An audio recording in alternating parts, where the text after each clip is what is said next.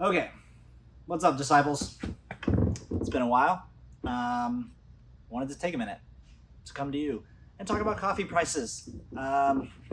Started to write it out, and I don't like writing. I'd rather just speak it. And it's also so complicated that I just don't really want to try to explain it all in writing and also have like a thesis around it, which honestly, if I'm being really honest, like I'm not an expert in this area and I don't want to try to sound like an expert. It is an extremely complicated system. It's a very dark system. And despite going to tons of lectures, reading lots of books, and like really digging into it, I still feel like I barely understand it. I don't have an economics degree. I have friends who are like brilliant in this sector, and I get lots of good information from them, which is really helpful.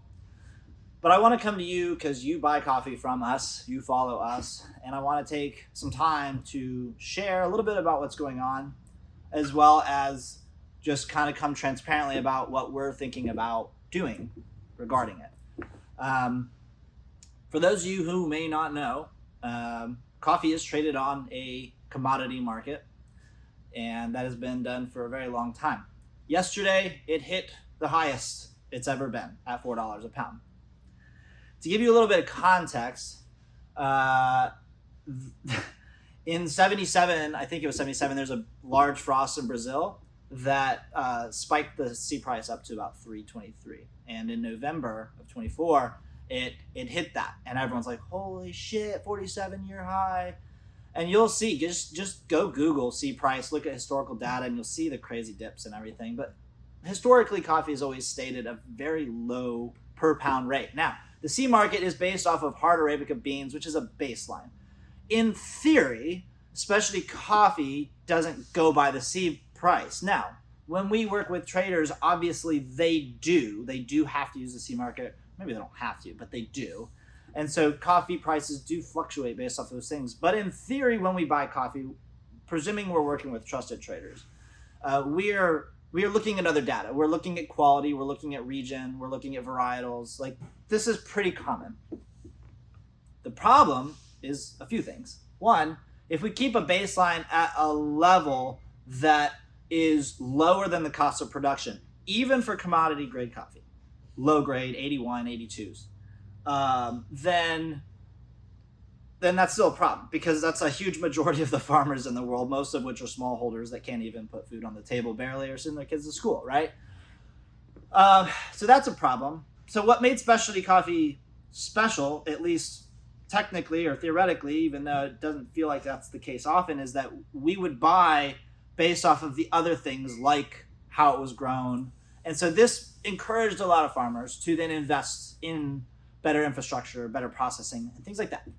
So this is what's been going on for the last however many decades. And the problem is now that the C price is at a cost of which is above or right at what a lot of us were paying for just good level graded coffee, 85, 86s or whatever, at least in the last 5-6 years or so. And so now we're like, well, things are significantly higher, but this is going to affect our margins in a very drastic way. Now, for me personally, I do not view this spike as a negative thing. I mean, technically speaking, if we're actually seeing an opportunity for farmers to make good money, then we should celebrate that. We should celebrate the fact that our margins might get hit, but that it'll actually equalize a little bit more with the fact that they take a significantly less ratio of the profit of coffee being the actual farmers. So for me personally, I view it as a good thing. I don't really care if now, because of the C market, I have to pay somewhere in the range of $5.60 to $6 per pound for a coffee that I was paying $3.75 just a couple years ago. Yes, that's significant on my margins. That's huge, especially with some of our retailers that we work with. And that's where the rub comes in. That's where I got to figure out, what are we going to do? Whether it stays, I don't know. There's a lot of conjecture about the fact that the C market is going to maybe stay strong for the rest of the year.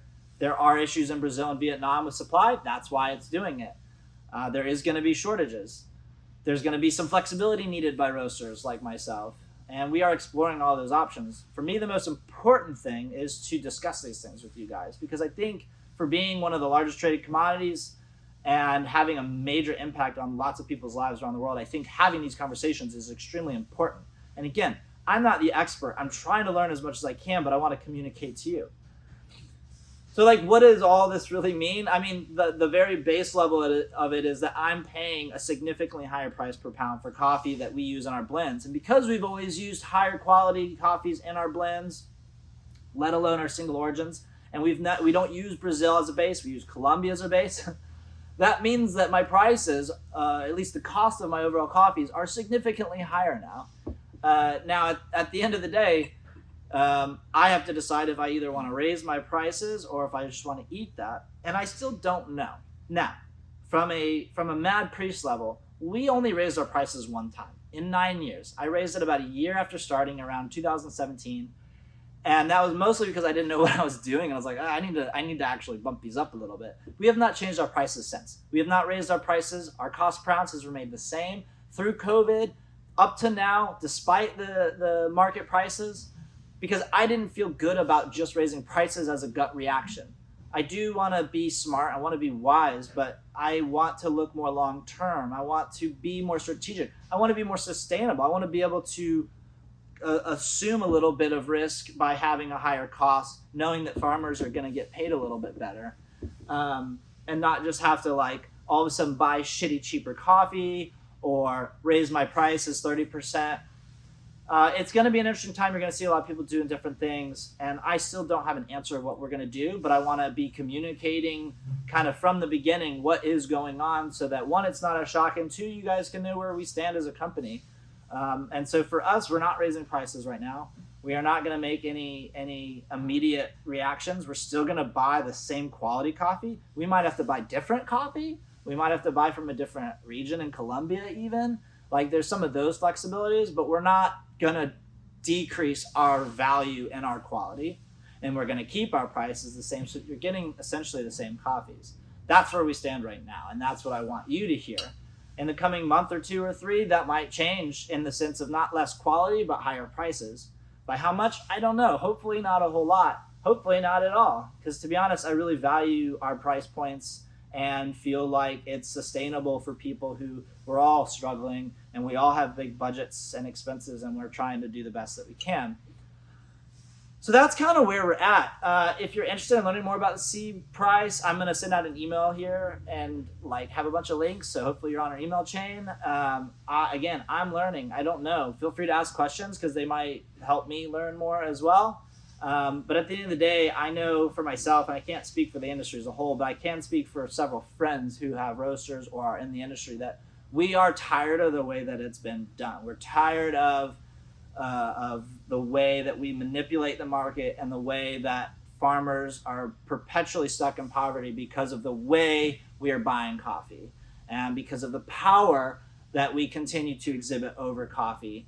And it's gross. It's just gross, and it does need to change. And honestly, I'll kind of end with this. One thing that I think a lot about, and I've thought a lot about with friends, is there's kind of this interesting thought of, is coffee even a good crop, a good commodity for these farmers to continue doing? Is specialty coffee even a good idea?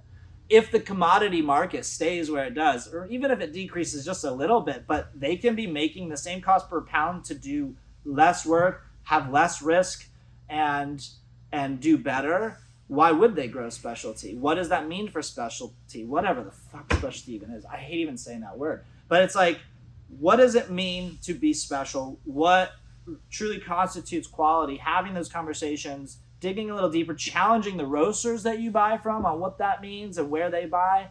But at the end of the day, I almost feel like what would be better is that there should be a shorter supply, maybe more commodity coffee or no coffee at all to some degree with some farmers, if there's better opportunities out there. Because it's not actually about the fucking coffee, it's about the people. And if they're not surviving, if they're not doing well, then why the fuck do they grow it? Just so we can drink this caffeinated beverage and be addicted to it. So I know this is like way too long, and I knew it was going to be really long, and I get annoyed by that, but it is very complex. So again, I invite you to ask questions, engage with me on this topic. I'm trying to learn as much as I can, but things are shifting. It is a weird time. You're gonna see changes in the industry, so I encourage you to know a little bit about what's going on. And we're just here to communicate the best we can, transparently with what we're doing. And as it currently stands, I also want to make sure I mention this. We are still working with all the same traders. All the traders that I have good transparency records with, that we can see what they're actually paying at the farm level, that we can actually see how they treat people. We can see the projects that they invest in and the infrastructure that they work with for some of these communities and co-ops. And so we're not sacrificing any of that. And again, those prices are higher because of that. But we're not going to sacrifice those things. We're not going to sacrifice our values, and we're not going to just jump to conclusions and either go into shrinkflation like everyone did in COVID, or raise our prices a bunch and just be okay with it. Currently, we're going to take the hit. That's where we're at. I invite you on this journey, and honestly, like, I invite you to give me feedback. You know, I'm a business owner that's just trying to figure out shit along the way, as we all are, but I got a great team, and we're doing it, and we love it, and we love what we're doing, and we really appreciate you guys. So yeah, that's what I got to say right now. And I think over the coming weeks, I plan to kind of invite a little more conversation by discussing the C market in more detail and kind of digging through some of my old notes from lectures and really talking through why it's not a good system and why it actually doesn't operate in the free market sense that a lot of people seem to think it does. And hopefully this chaos can lead to change, and hopefully it can actually allow the global south to have a little more power and control over the very thing that they are responsible for and that they grow. Whatever that leads to, whether it's actually less coffee being grown or less specialty or whatever. So there we are. Get mad. Stay blessed. Get mad. Get mad, Priest Coffee.